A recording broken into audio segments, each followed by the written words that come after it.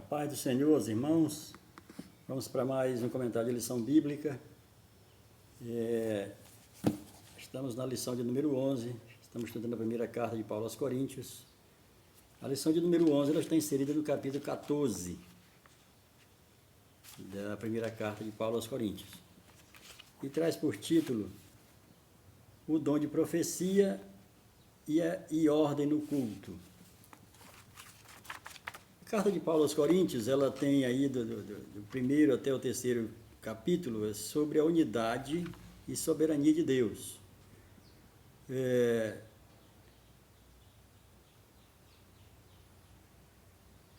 A mensagem do 1 e 3, o capítulo 2 fala da mensagem poderosa, o capítulo 4, ministros e dispenseiros de Cristo, né? O capítulo 5 fala de problemas na igreja, o capítulo 5 e 6, 7, até o 10, né? Ele fala dos problemas da igreja. Capítulo 11 capítulo 10 fala do batismo, capítulo 11 fala da ceia do Senhor, capítulo 12 dos dons espirituais, ministeriais e os dons de operação, né? Na realidade fala de todos os dons, capítulo 12. O capítulo 13 fala do amor, que é o fruto do Espírito. E agora vamos meditar no capítulo 14, que fala sobre o dom de profecia e a ordem no culto. Os objetivos da lição, como sempre, é 3. Fala aqui entender por que o dom de profecia é considerado superior. O segundo é aprender que a prioridade nos cultos e reuniões públicas, né? O que é prioridade, né? Isso que está faltando muito nas igrejas. A questão da prioridade para quem é o culto. E o terceiro é entender que o culto deve ser ordenado, né, a refletir a unidade e diversidade do corpo de Cristo.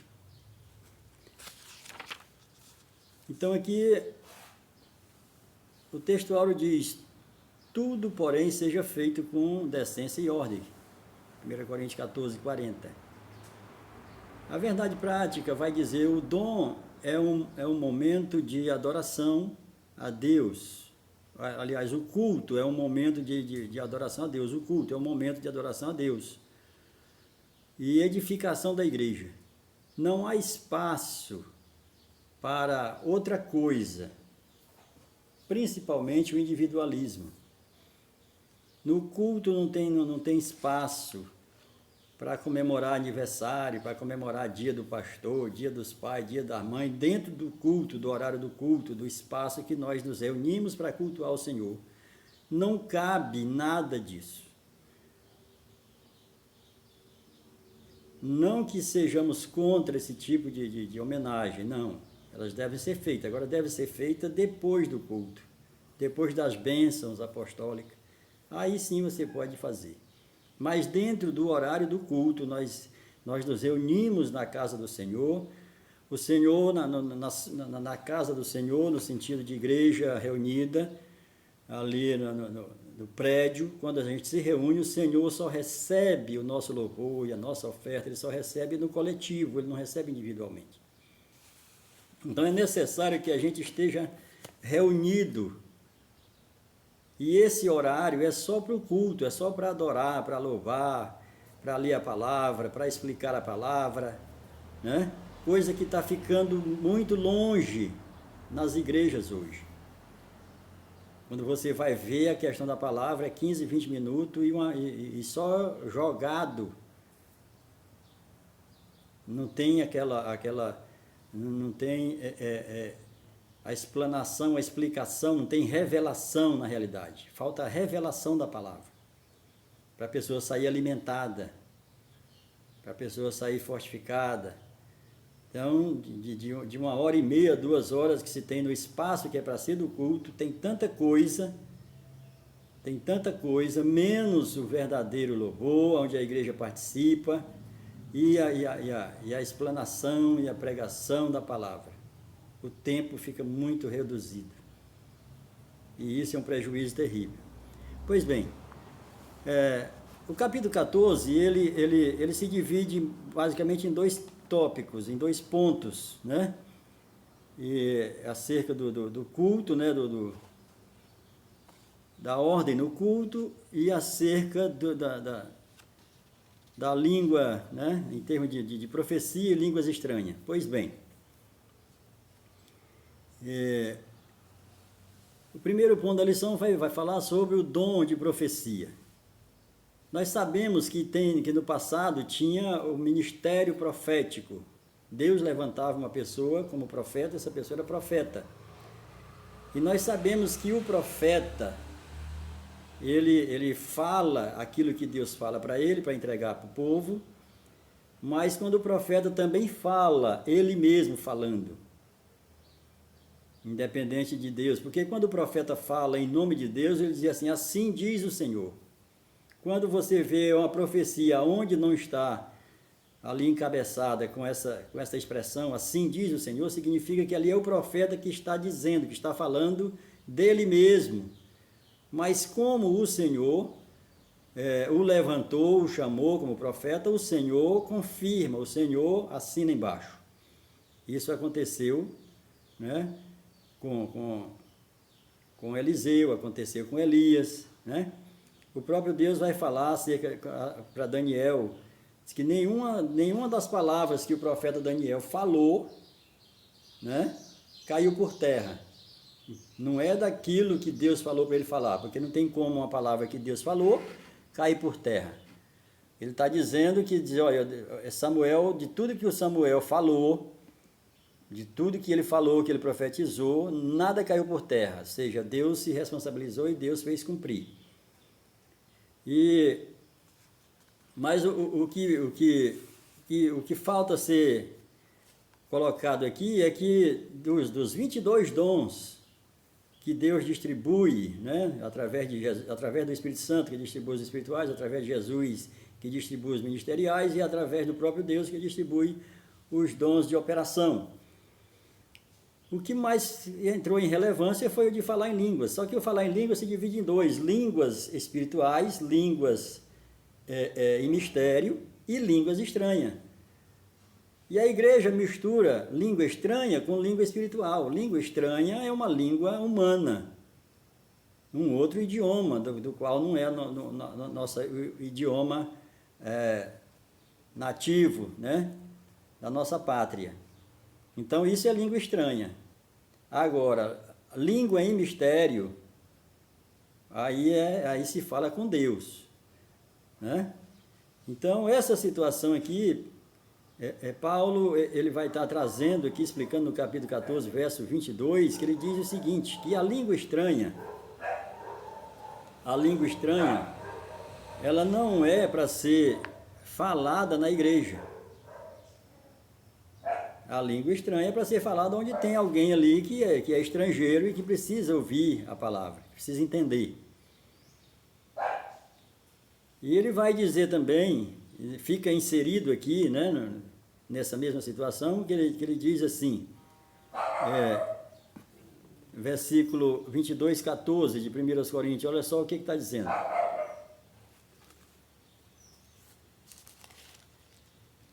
Aliás, do capítulo 14, verso 22, diz: portanto, as línguas são um sinal não para os crentes, mas para os descrentes.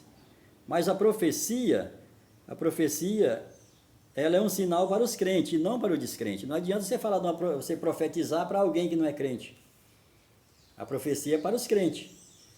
Já o falar em línguas estranhas não é para o crente, é para você falar para o descrente, porque aí ele vai entender que é algo sobrenatural que está acontecendo. Assim também como um milagre. Milagre não é para os crentes, milagre é para o descrente. O próprio Senhor fala isso em Mateus 13, 58, aonde ele chega ali na cidade dele, e ele dizia, e ele não fez muitos milagres, muita maravilha, por conta da incredulidade deles. Então, Jesus fazia milagre para atrair o pecador, para atrair aquele que não conhecia a palavra, né? Para trazer o gentio, para trazer o pecador a ele, e ele fazia os milagres para isso. Não é para fazer no meio de crente, porque nós já somos um milagre. Nós oramos e o Senhor resolve a nossa causa. E o milagre é para aquele que não crê, né? Está em Mateus 13, 58, está lá em João também, capítulo 14, verso 11. E a igreja, ela fica fazendo aquilo que é para fazer lá fora, ela fica fazendo na igreja, no templo. E não é para isso que nós somos levantados. Nós somos levantados, né, para falar em línguas estranhas para o povo, quando o Espírito Santo nos dá ele nos dá esse dom, né? Aconteceu com Pedro ali no dia de Pentecostes. Ele não estava falando em mistério, ele estava falando em língua estranha. Que todo o povo que estava de todas as nações da terra estava representado ali naquele dia. Tinha gente de todas as nações da terra. E eles ouviam falar na sua língua mãe, na sua língua pátria. E ali é língua estranha, era estranha para os galileus ali, para os israelitas, para Pedro, e os apóstolos estavam falando. Eles não eram poliglotas, eles não falavam outros idiomas. Mas ali, pelo poder do Espírito Santo, para revelar ali para aquele povo que estava ali em Jerusalém, que Jesus é o Salvador, aí ele fez com que os discípulos falassem línguas estranhas. Não é mistério, porque mistério só se ora a Deus. Não é língua de anjo também, porque se você orar numa língua de anjo, Satanás, como anjo, vai entender. E ele ia atrapalhar essa sua comunicação com o Todo-Poderoso, com Deus. Então, quando se fala em mistério, fala em língua espiritual, fala com Deus. Agora, quando se fala em língua estranha, é língua humana. Amém? Então, aqui no capítulo 14, a chave do capítulo 14, né, está no versículo 22, que é aquilo que a igreja vem fazendo a vida toda no meio da igreja para os crentes, não é para os crentes que é para ser feito, é para ser feito para o ímpio, para trazer o pecador, para trazer o ímpio ao conhecimento do Evangelho, ao conhecimento de Cristo. E aí, nesse sentido, a igreja também ela comete um grande erro. As pessoas que se convertem, que é trazida pelo Espírito Santo, que é quem convence o pecador do pecado e do juízo, Deus traz, através do Espírito Santo, entrega para Jesus, e Jesus, ali no meio da igreja, recebe, nós recebemos. Agora, chega na igreja, essa pessoa fica como um peixe fora d'água, porque falta colocar essa pessoa, ensinar essa pessoa no sentido da palavra, né? O primeiro é com relação ao membro, né?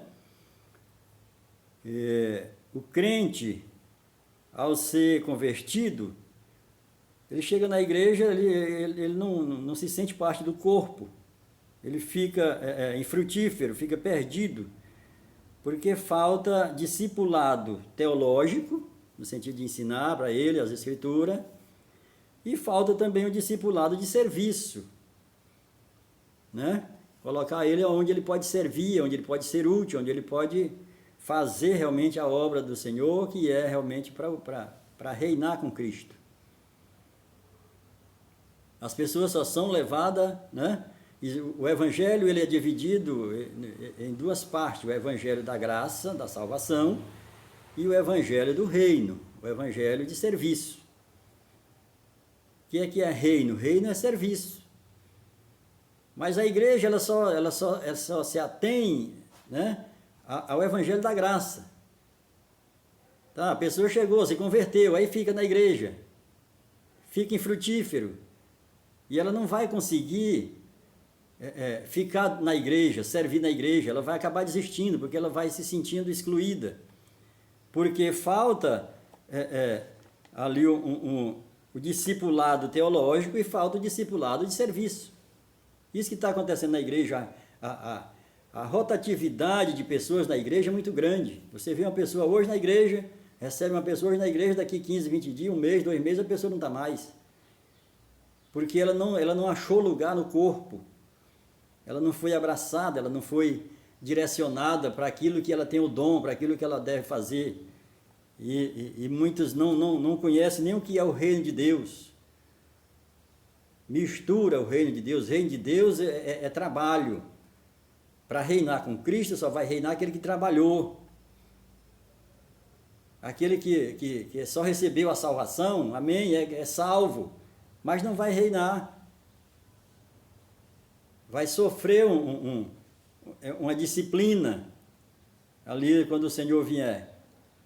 Essa disciplina ele vai ficar fora do governo, que é reino. Reino é governo, não vai governar com Cristo. E isso precisa ser colocado, ensinado na igreja. Nesses últimos dias o Senhor está ensinando, o Senhor está levantando muita gente, muita denominação para falar sobre isso que está quieto. Observe as igrejas, está parecendo mais um velório, está parecendo mais uma missa. Por conta do conhecimento da palavra, do aprofundamento de conhecer a palavra, e esse discipulado de ensinar a palavra e de ensinar a parte do serviço, aonde a pessoa vai servir, qual é o teu dom, né? Nós não temos uma recepção para receber os que vêm de fora, receber o descrente, nós não temos um acolhimento depois que essa pessoa chega, no sentido de fazer parte do corpo, ele se sentir realmente parte da igreja, né? E aí com isso ele não vai conseguir permanecer. A outra coisa é em relação ao culto. O horário do culto, o centro, a centralidade do culto é Jesus. Paulo ele chama bastante atenção nisso. A hora do culto é para cultuar. Nós vamos chamar a atenção do Senhor para aquele lugar e o Senhor vai vir para receber o nosso louvor, para receber a nossa adoração, para receber a nossa oferta.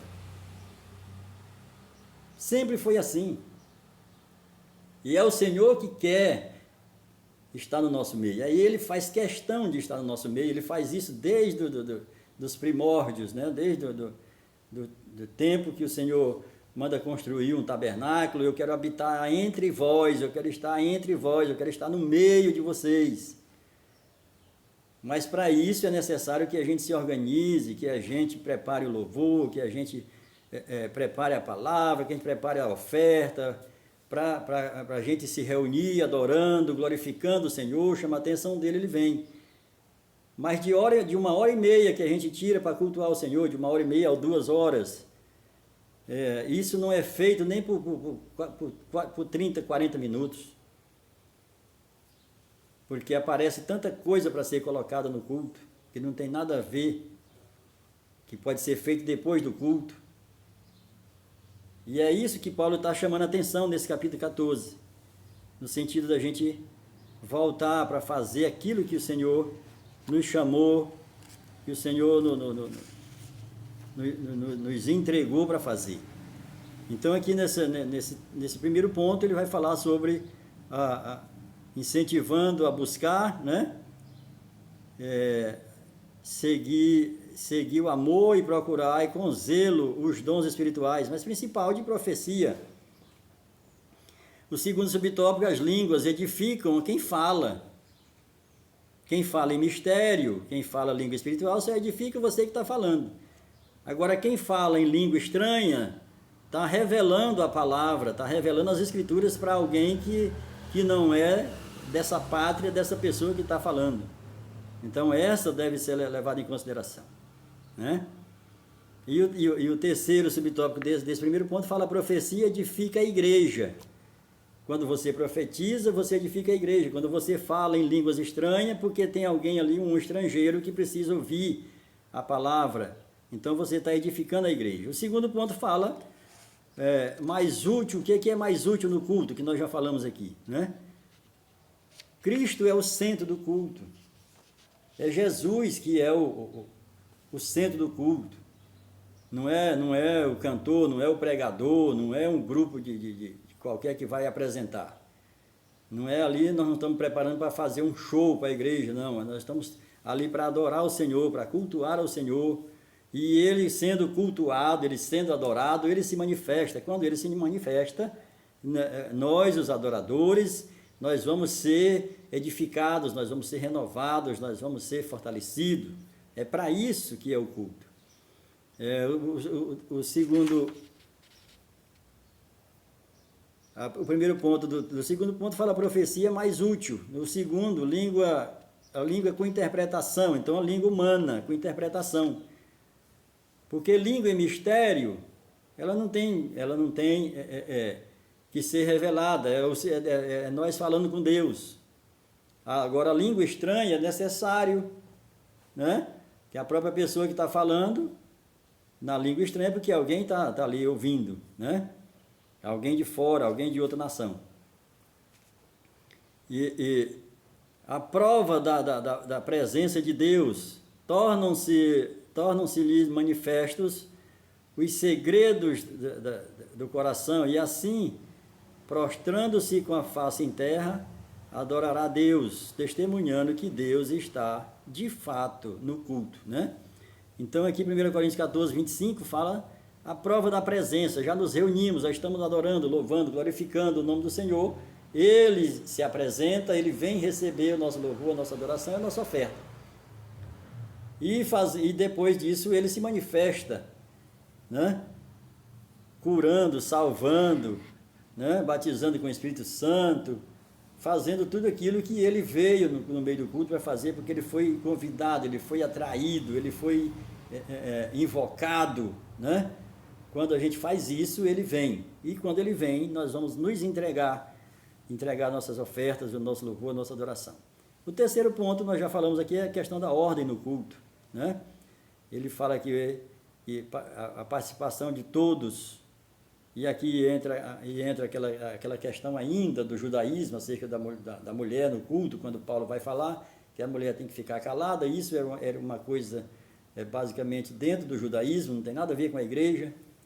A igreja não tem essa situação que o judeu entendeu errado a questão da mulher, porque Deus, quando ele cria a mulher, lá em Gênesis capítulo 5, verso 1, Deus cria, no mesmo momento que Deus cria o homem, ele cria a mulher. E ele chama os dois de Adam, de humanidade. Aí depois, quando ele forma o homem, e do homem ele forma a mulher. Mas na criação, na eternidade, quando ele criou um.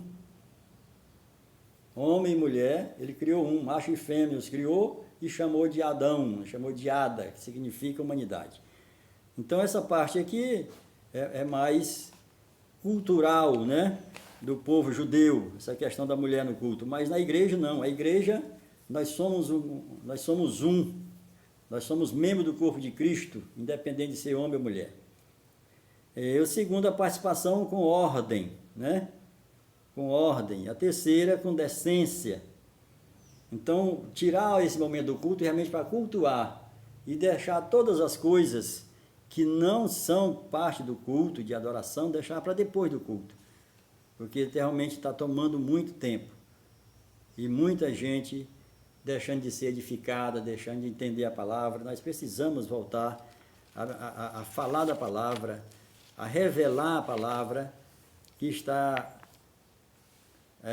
nas Escrituras, que precisam ser reveladas para que o povo cresça, para que a igreja cresça, para que a igreja desenvolva. Assim nós pedimos que você leia, né, que você estude a Bíblia, que você se desperte para fazer algo, para trabalhar para o reino. A salvação é de graça. Agora, para reinar com Cristo é necessário trabalhar. É necessário se levantar e fazer algo para dar fruto, para poder reinar com Cristo. Que Deus abençoe a todos, em nome de Jesus, amém.